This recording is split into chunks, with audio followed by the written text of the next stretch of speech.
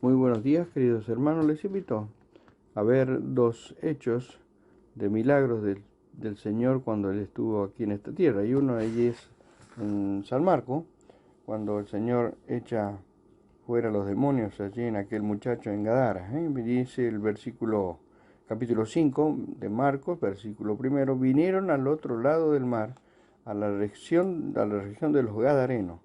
Y cuando salió de la barca, enseguida vino a su encuentro de los sepulcros un hombre con un espíritu inmundo. Y después les invito a que sigan toda esta historia tan preciosa del Señor. Y allí en San Juan capítulo 4, versículo 5 dice: vino pues a una ciudad de Samaria llamada Sicar, junto a la heredad que Jacobo dio a su hijo. Y estaba allí el pozo de Jacob. Entonces Jesús, cansado del camino, se sentó así junto al camino, y era como la hora sexta. Dos hechos conocidos, sucesos en la vida del Señor Jesús, dos milagros que, como en todos ellos, se pone de manifiesto su gracia y su poder. Uno fue un hombre con un espíritu inmundo, allí en Marcos, un hombre perturbado por el dominio de grandes fuerzas demoníacas, la cual se reflejaba en su vida y apariencia física. Y el otro prodigio, el Señor Jesús lo hizo en esta mujer que hemos acabado de leer, de aspecto normal, pero con desarreglos morales, en la que el Señor se encargó de poner las cosas en su debido orden. Realmente dos maravillas de la infinita gracia de Dios. En ambos casos, el pueblo informado quiso ver qué había sucedido y por quién había sido realizado. Acerca de Gadara leemos que salieron a ver lo que había sucedido y vinieron a Jesús. Y en cuanto a Sicar, salieron de la ciudad y vinieron a él.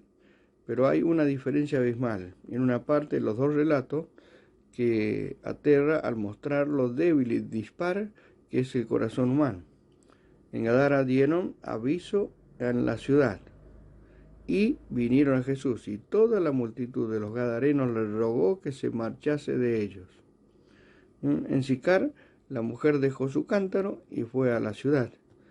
Y entonces vinieron los samaritanos a él y le rogaron que se quedase con ellos.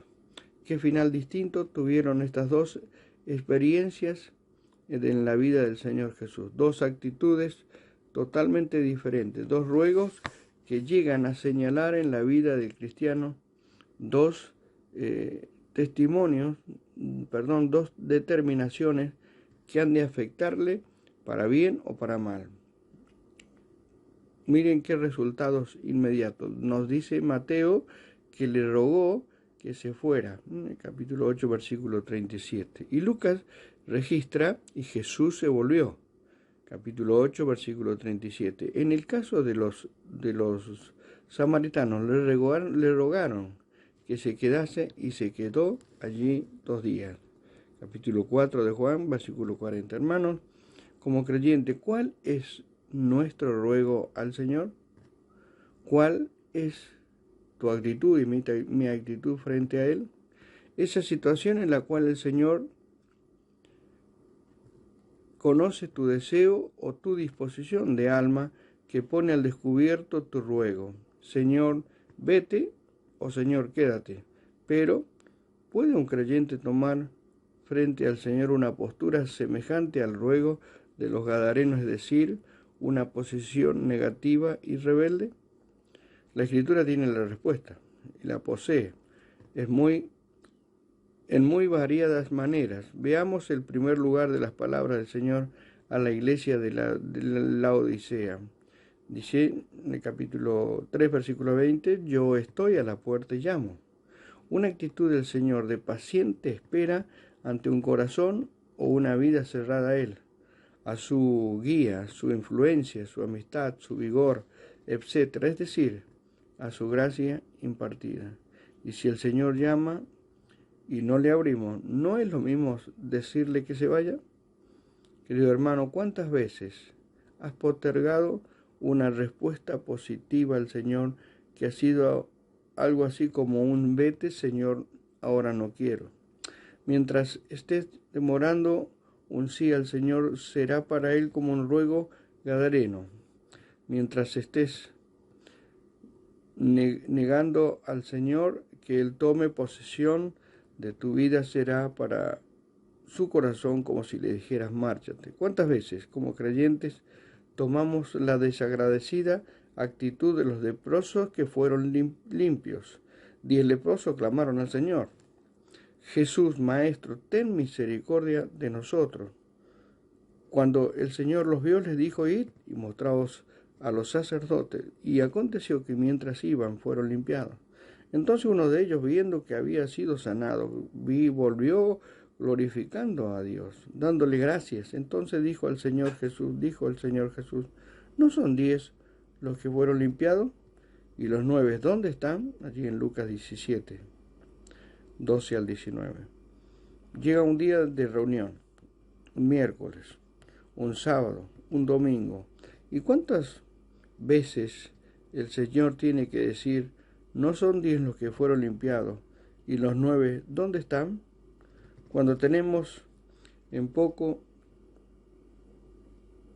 una reunión, o cuando apoyamos más a la comodidad y flaqueza de la carne que el espíritu vivificante, entonces desmayamos y no vivimos la experiencia de David. Yo me alegré con los que decían, a la casa del Señor iremos para alabar el nombre del Señor. Salmo 122, 1 al 4. En tales circunstancias, ¿no sentiría el Señor nuestro ruego silencioso? Vete, Señor.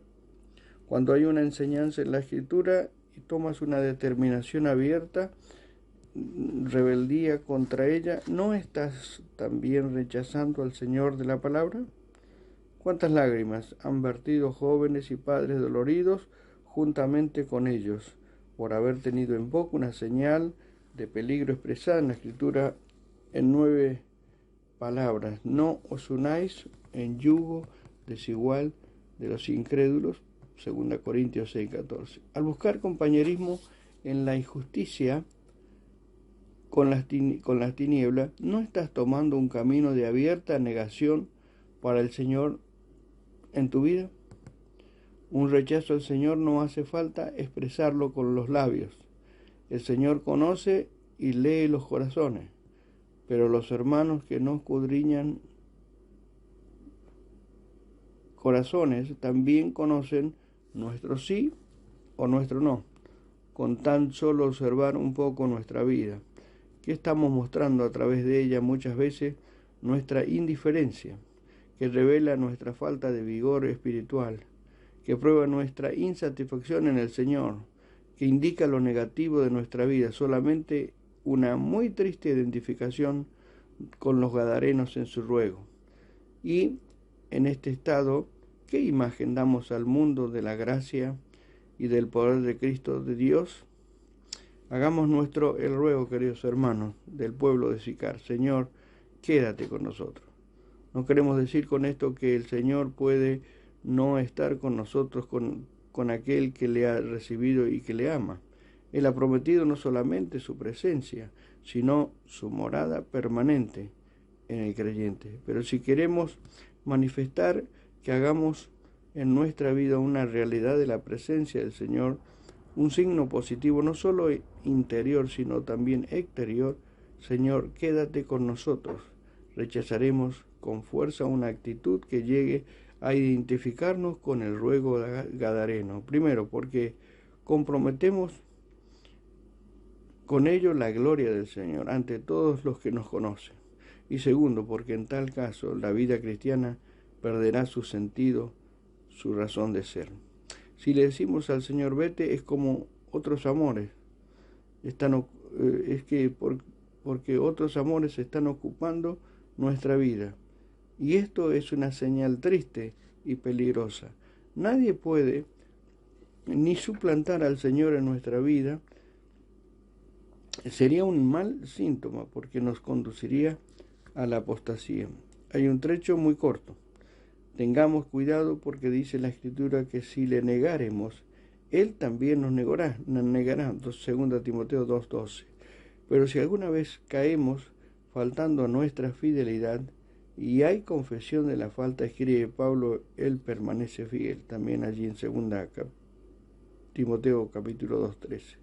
Y encontraremos su abrazo extendido para perdonar y restaurar. Acordémonos el relato de Lucas de los 2 discípulos camino a Emaús.